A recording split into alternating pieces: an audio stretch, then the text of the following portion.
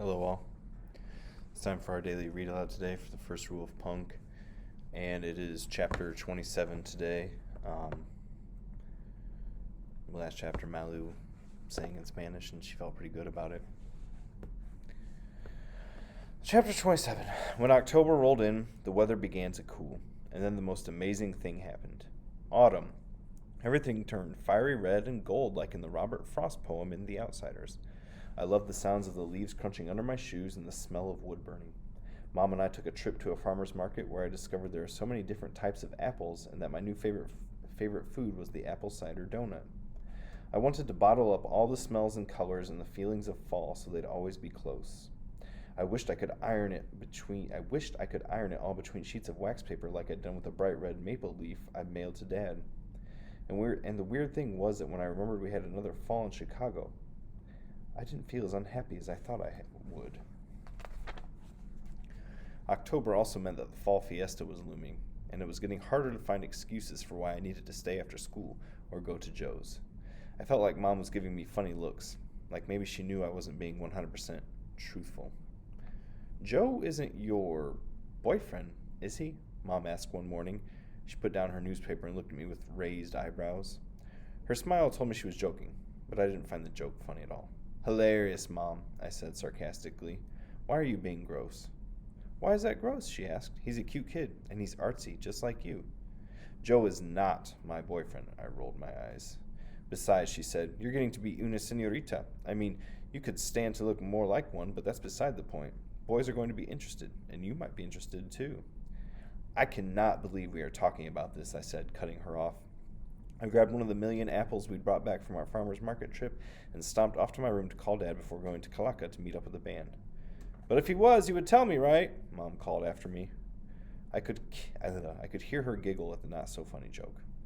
Okay, truth, Joe wasn't bad-looking, but that wasn't the point. On the one hand, I felt relieved that she didn't seem to suspect anything about the band. On the other hand, she had totally creeped me out with her boyfriend talk. When Dad answered, he was talking to Marty. I could hear the jingle of the dog tags in the background, and I thought of the path he usually took, wondering where they might be at the moment. Dad, do you think Marty remembers me? Of course he does, Dad said. But what if dogs have terrible memories, I asked. Lou, this dog has known you all his life, Dad said. Believe me, he remembers you. Okay, I was starting to worry, I said. We've been gone for more than a month already. Hard to believe, Dad said. Thanksgiving will be here before you know it. Hey, before I forget, I have a surprise for you. You do? What is it? I can't tell you yet. Ugh, I said. You know I hate surprises. I know, but you're going to have to wait for this one. Dad, seriously, I said. Just tell me, please. Sorry, kid, can't, Dad said, but I can guarantee you'll like it. You promise it won't be one of those bad surprises, I asked? Like moving to Chicago? It won't be one of those bad surprises, Dad said. Trust me. Speaking of surprises, have you told your mom about the band? No, I said. I filled him in on practicing with Mrs. Hidalgo, and she even offered to help me talk to Mom. I can help you talk to Mom too, Dad said, if that's what you need. I know you can, Dad, I said, but you don't get it like Mrs. Hidalgo does. I felt bad as soon as those words came out of my mouth. I realized it was the first time I'd ever thought there was something Dad just couldn't really help me with. Of course I get it, Dad said. You're scared your mom will be angry. It's not just that, I explained. It's different with Mrs. Hidalgo. Yeah, Dad asked. What's special about this magical Mrs. Hidalgo? I knew Dad was joking, but something in the sound of his voice told me his feelings were hurt. I tried to choose my words carefully. Well, she's like me. She's a girl, and she's Mexican, and she's into punk. So it's like she understands all this stuff about me that I don't, Dad finished for me. I'm sorry, Dad, I said. There was silence. Then I heard Dad sigh. It's okay. Nothing to be sorry about, he said. I'll tell Mom myself, I said. It was the only thing I could think of to make Dad feel like I wasn't picking Mrs. Hidalgo over him. I'd never wanted to end a conversation as much as I wanted to end this one. No worries, Lou, he said, but it didn't sound like he meant it, at least not all the way. All of a sudden, liking fall in Chicago and being in a band and having friends made me feel like a traitor. How could I miss home and be happy here, too? I wonder if Dad secretly felt like I'd forgotten all about him. When I walked into Kalaka, Joe was at the counter, bent over a notebook. Ellie and Benny weren't there yet. I waved to Joe and found a table where I pulled out my zine supplies. What's that? Joe asked when he came over. He nudged his chin toward the zine I was working on. It's a zine, I said, closing the cover of my book over it. What's a zine? Can I see it? Maybe when it's finished. I told him all about zines and how to make them. Sounds cool, he said. Are there like comic zines? Of course, I said. Maybe I'll make one then, he said. Been working on a story. He tapped his sketch pad. What's it about? A family of Mexican vampires, he said, and hissed. They gotta figure out how to keep a tan and avoid the sun at the same time. But it's like the 1800s, so there are no tanning beds. Chew on that. Like I said before, you're weird, I replied and laughed. But get this. Instead of garlic, you should make their weakness cilantro. Good idea, Joe said. I'm using that. He flipped open his sketch pad and wrote something down. You want your usual? I nodded. 1 cafe au lait and 1 concha coming up. Joe picked up his sketch pad and headed back behind the counter. Through the window, I could see Ellie climb out of a car and wave to a red-haired woman in the driver's seat. When she arrived at our table, she dropped her heavy backpack on the floor. What's in there? I asked. A ton of bricks?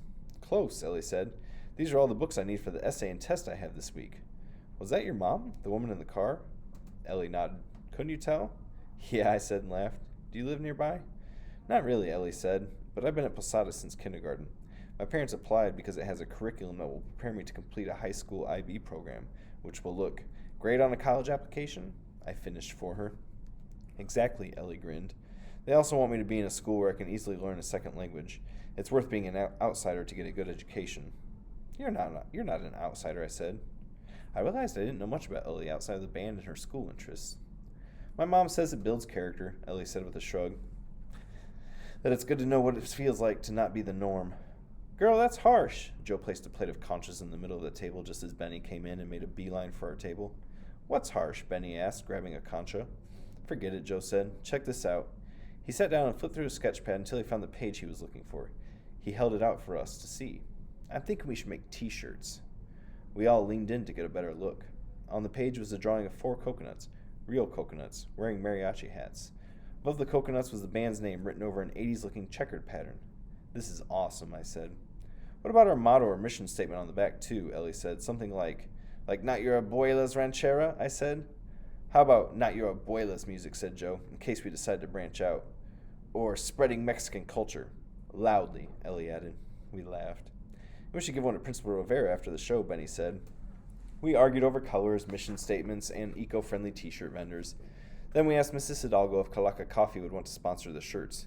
And for a little while, I was able to forget about my conversation with Dad and about eventually having to tell Mom about the band. It was the happiest I'd felt since we moved to Chicago. That would hurt my feelings if I was her dad. Please check what you need to respond to complete this prompt, guys.